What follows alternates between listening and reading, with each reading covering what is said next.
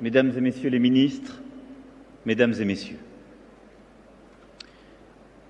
au moment d'inaugurer le Louvre Abu Dhabi, aux côtés de mon ami le prince héritier Mohammed bin Zayed, que je remercie très chaleureusement pour son invitation,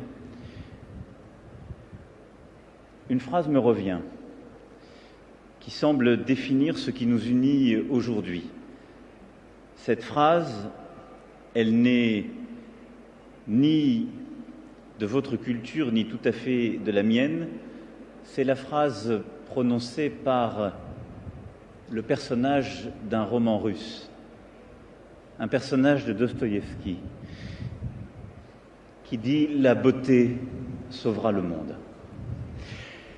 Et il serait naturel que je vous parle de culture, d'éducation, de civilisation, mais un mot s'impose d'abord à nous, ce soir, qui sommes réunis, c'est précisément celui de beauté.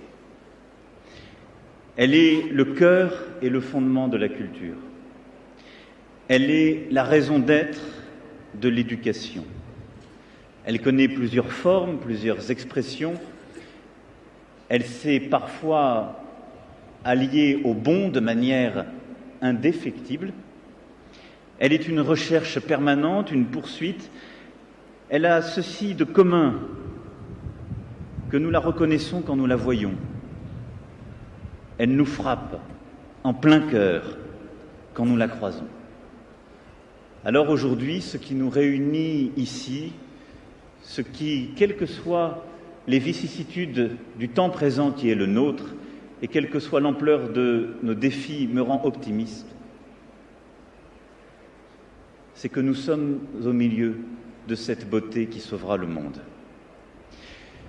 Aujourd'hui, en ces lieux, c'est elle qui nous accueille. D'abord parce que Jean Nouvel et son équipe ont conçu ici un lieu qui va rayonner vers le monde entier. Cette ville-musée, abritée par un dôme monumental qui multiplie les jeux de lumière, cette ville qui est aussi une île où l'eau miroite et se reflète, ce musée composé de petites maisons rappelant les villages émiriens, tout cela, cet entre-là du dedans et du dehors, du lieu clos et toujours ouvert,